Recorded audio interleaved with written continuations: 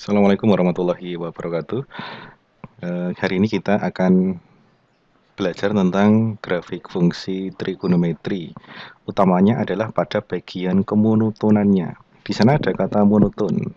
Itu artinya adalah sesuatu yang ajek. Di sini adalah ajek naiknya atau ajek turunnya, bukan monoton yang lain yang kita pelajari.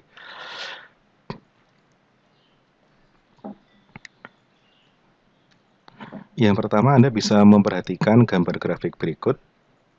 Misalkan diberikan suatu grafik fungsi dengan kondisi semacam ini, tampak sekali pada bagian ini dikatakan turun, berikutnya naik, dan seterusnya.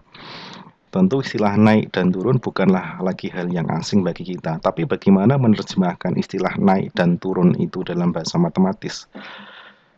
Misalkan suatu fungsi dikatakan naik itu jika ada dua nilai, katakanlah X1 dan X2, di mana X1 itu kurang dari X2, maka Fx1 itu juga kurang dari Fx2.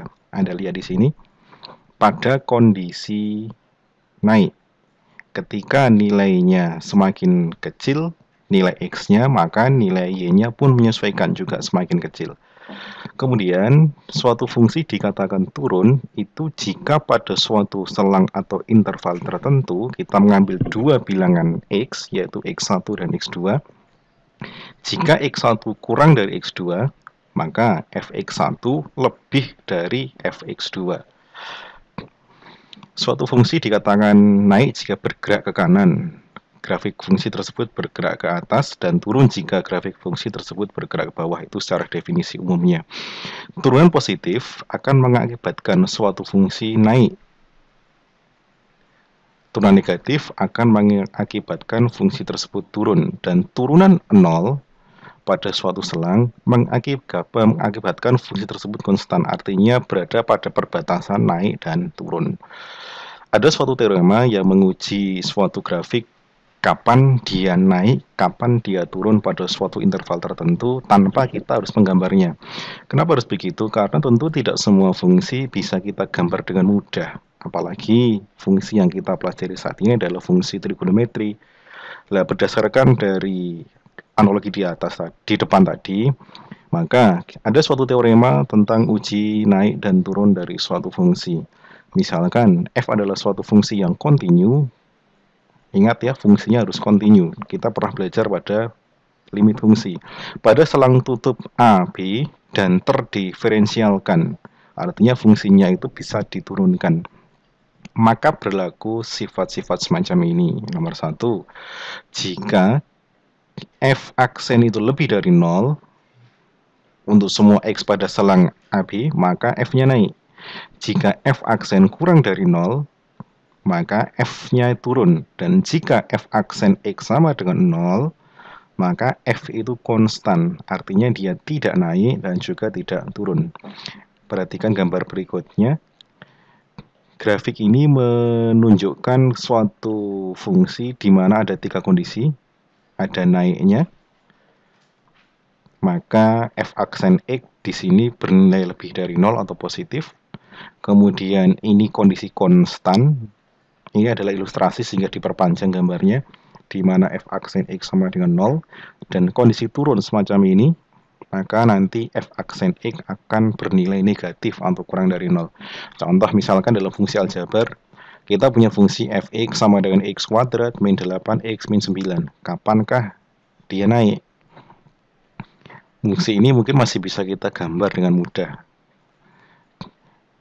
Sekarang, kalau kita turunkan F aksen X-nya diperoleh 2X minus 8.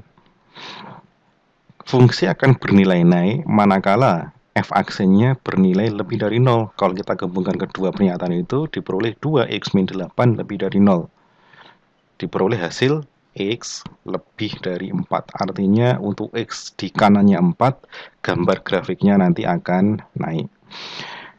Kemudian masih pada fungsi aljabar, kita punya polinomial berderajat 3 semacam ini. X pangkat 3 minus 9X kuadrat plus 15X min 17. Kapan naiknya? Kita gunakan cara yang sama. Kita turunkan Kemudian turunannya lebih dari 0 diperoleh X kuadrat min 6X plus 5 lebih dari 0. Ini menjadi sebuah bentuk pertidaksamaan kuadrat, maka kita mendapatkan hasil X kurang dari 1 atau X lebih dari 5. Untuk bisa mencari penyelesaian dari pertidaksamaan kuadrat, Anda bisa buka kembali materi tentang pertidaksamaan kuadrat kemarin. Nah, terus bagaimana kita bisa menentukan fungsi naik, fungsi turun, dan stasioner pada fungsi trigonometri? Caranya sama, kita menggunakan teorema tadi. Misalkan ada suatu fungsi y atau fx sama dengan sin x ditambah cos x pada interval 0 sampai dengan 360 derajat. Langkah pertama yang kita lakukan adalah kita cari turunannya. Kalian sudah belajar tentang turunan fungsi trigonometri, maka jika y sama dengan sin x ditambah cos x, maka y aksen adalah cos x min sin x. Selanjutnya, kita terlebih dahulu mencari stasionernya. Kalau sudah diketahui stasionernya, kita akan bisa memisahkan mana yang naik dan mana yang turun. Mencari stasioner dengan syarat y aksen sama dengan 0, maka diperoleh cos x min sin x sama dengan 0. Dengan proses berikutnya, kita dapatkan bahwa tangen X sama dengan 1. Pada interval 0 sampai 360 derajat, nilai tangen X yang nilainya 1 itu adalah 45 dan 225. Sehingga kita mendapatkan salah satu jawabannya bahwa titik stasionernya nanti berada pada X sama dengan 45 dan X sama dengan 225 derajat. Nah, selanjutnya kita akan cari interval di mana fungsi tadi naik dan fungsi tadi turun. Titik stasioner yang kita dapatkan yaitu 45 dan 225 itu menjadi batas naik dan turunnya di samping nilai batas selang yaitu 0 dan 360. Maka keempat nilai itu kita letakkan dulu pada garis bilangan begini ya. Berarti 0, kemudian 45, 225 disusul 360. Langkah berikutnya, kita akan tandai dari masing-masing interval. Di sini ada 3 interval. Interval 1, interval 2, interval 3. Dengan cara kita memasukkan nilai X sembarang selama dia pada interval itu ke dalam bentuk Y aksen, yaitu cos X min sin X. Kita akan cek hasilnya. Seperti teorema di depan, jika hasilnya itu negatif, maka di sana mewakili bernilai selangnya turun. Kalau bernilai positif, maka selangnya adalah naik. Pada interval pertama antara 0 sampai 45, ambil 30 derajat. Kita substitusikan diperoleh nilai positif. Berarti nanti antara 0 sampai 45 grafiknya naik. Kemudian antara 45 sampai 225 kita substitusikan salah satu nilai yaitu 90. Diperoleh hasilnya adalah min 1. Negatif, sehingga nanti karakteristik grafiknya adalah turun. Kemudian interval terakhir 225 derajat sampai 360 derajat, kita ambil sembarang bilangan, misalkan 270, kita substitusikan ke y aksen diperoleh nilai 1 positif, sehingga bisa disimpulkan bahwa 0 sampai 45 itu naik, 45 sampai 225 itu turun, dan 225 sampai 360 itu naik. Nah, nanti untuk bisa lebih memantapkan pengetahuan Anda, coba Anda kerjakan tugas-tugas berikut. Saya kira itu, semoga bisa mendapatkan pemahaman yang baik. Selamat belajar. Assalamualaikum warahmatullahi wabarakatuh.